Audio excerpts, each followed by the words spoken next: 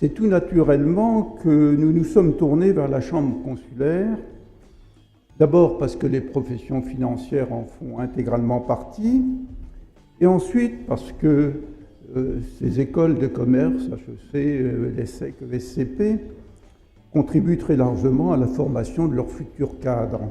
Les différentes manifestations que nous organisons, les publications que nous diffusons, les groupes de travail que nous réunissons visent à développer les échanges entre les acteurs qui viennent d'horizons parfois très divers, mais qui partagent les mêmes préoccupations et les mêmes besoins. On le sait, il n'est pas de métropole de rang mondial, il n'est pas de pays fort qui ne soit pas incarné dans une place financière également de rang mondial, également forte. Il était important de le rappeler ce soir.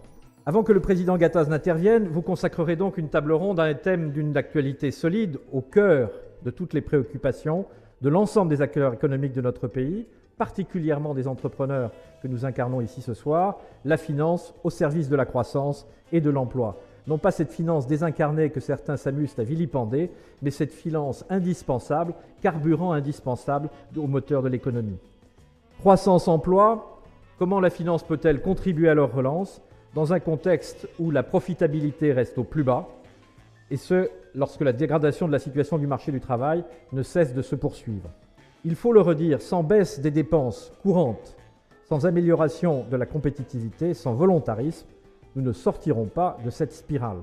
Notre modèle économique s'oriente vers une économie de fonds propres qui exige plus de profitabilité pour les entreprises et une meilleure prise en compte du risque attaché à l'indispensable investissement. Des efforts sont à réaliser, notamment en termes de fiscalité, mais je suis certain que Pierre Gattaz nous en dira un mot, c'est le moins que l'on puisse dire. Il est crucial que les besoins de l'économie soient pleinement pris en compte, notamment dans les régulations mises en place. Le renforcement de la régulation de l'industrie financière ne doit pas fragiliser la capacité de cette dernière à fournir le carburant dont notre économie a tant besoin. S'il y a bien une transformation absolument essentielle qui est en train de se faire dans le financement de l'économie européenne en général, pas seulement française, c'est par la volonté des régulateurs bancaires, par une volonté assumée. Ce n'est pas le hasard, c'est le sentiment que, somme toute, c'est peut-être in fine un meilleur système. On pourrait longuement discuter, mais en tout cas, c'est le sentiment. Nous sommes en train de changer de système ou d'évoluer d'un système qui était financé essentiellement par les bilans bancaires, les banques gardant les crédits dans leur bilan très longtemps, vers un système plus équilibré avec plus d'instruments de marché. Donc, allant un peu plus vers le système anglo-saxon à l'américaine, où là, au lieu d'avoir 3/4 de l'économie financée par les banques, c'est 3/4 de l'économie qui sont financés par les marchés.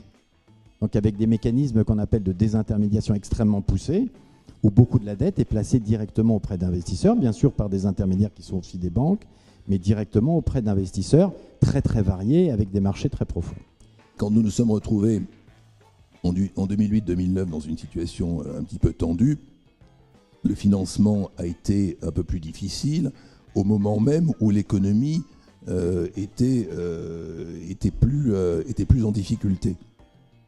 Et 3-4 ans plus tard, lorsque l'économie est repartie, les entreprises ont commencé à aller un petit peu mieux, évidemment le financement a été beaucoup plus facile, voire très facile, et l'agressivité des acteurs bancaires a été plus importante.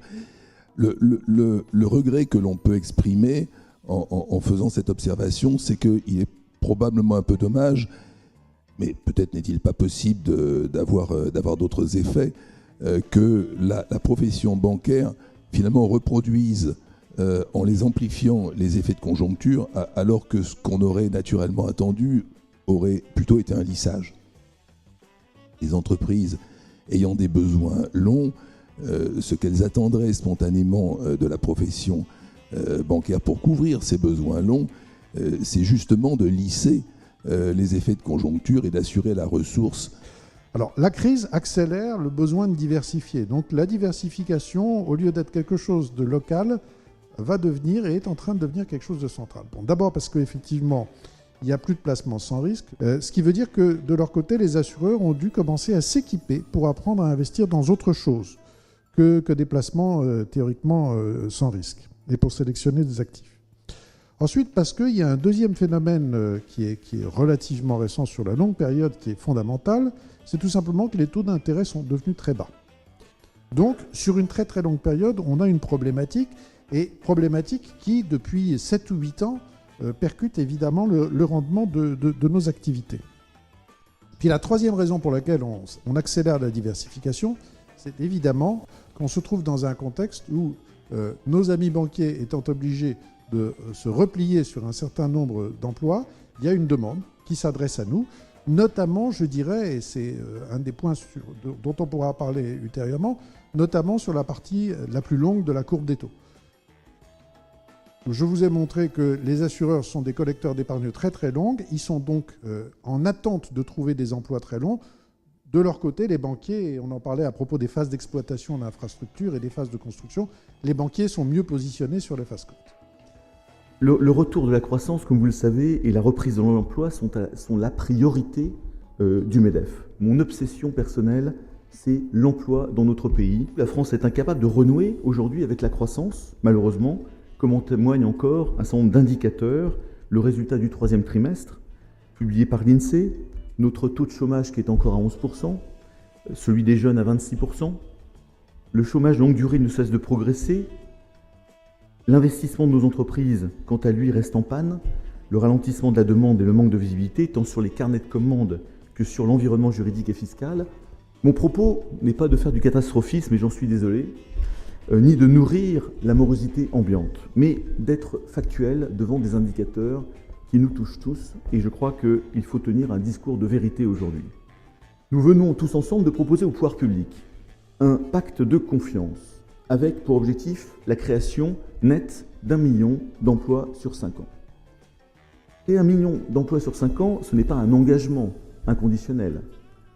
Cela permettrait, c'est un objectif, cela permettrait de revenir à l'horizon 2020 à un taux de chômage de 7%, ce qui devrait rendre la situation plus acceptable, mais n'être qu'une étape vers ce qui devrait être notre objectif final, un taux de chômage dit de plein emploi de l'ordre de 5%. Je tiens à le répéter, sans entreprise florissante, sans entrepreneurs motivés et reconnus, l'avenir ne pourra pas se construire. Pour créer de l'emploi, il faut de la croissance. Et pour créer de la croissance, il faut des entreprises compétitives, innovantes, qui ont confiance dans leur pays. C'est une logique implacable.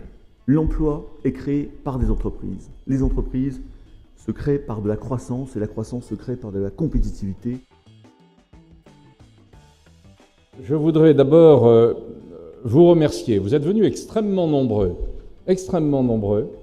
Et je dois dire que cela nous fait chaud au cœur. Parce que nous avons la chance d'abord d'entendre des professionnels de la finance nous expliquer finalement que le monde de la finance était en bouleversement actuellement, qu'il fallait s'y adapter. Et ils ont montré combien ils étaient préparés à cette adaptation et à ce mouvement. Pendant toute cette période qui a été si difficile, je dois dire que le Centre n'a pas eu une attitude passive. Au contraire, il a eu une attitude très offensive, très active.